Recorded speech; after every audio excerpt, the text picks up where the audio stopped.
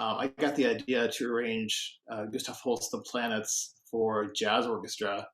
It was one of those things I was working on another project, and I had to go back and study Holst again to kind of get into the sort of composerly mindset of that music. And then I saw it at the Hollywood Bowl that summer. This is like 3 or 4 years ago.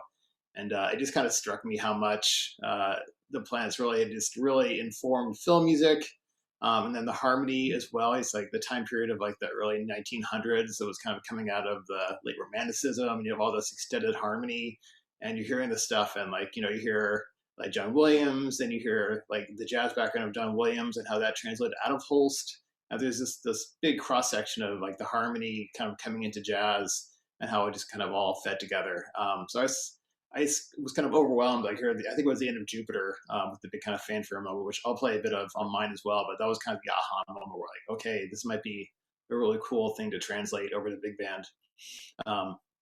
So that's kind of how this whole thing came about. And then I started writing over about maybe 8 or 9 months. Kind of like Scott mentioned, like Sammy did, where I was doing this in between actual gigs. So I'm a film orchestrator. I think Tim Davies, I'm not sure if he's still in here or not, but I work with him on a bunch of stuff.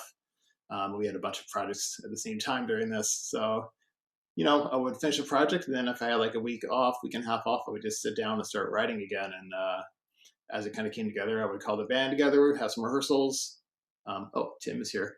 Yeah, we would call rehearsals with Alex Budman, with our big band. And we started kind of getting the music together. And then when the whole thing came together, I decided, since this was like a very personal project, I wanted to put it out under my own name. So it ended up being a recording with the Jeremy Levy Jazz Orchestra, which is sort of Budman Levy Orchestra 2.0, sort of so much of the same guys. But in any case, I'm not sure if I think Alex is here earlier. I don't know if he's still here or not.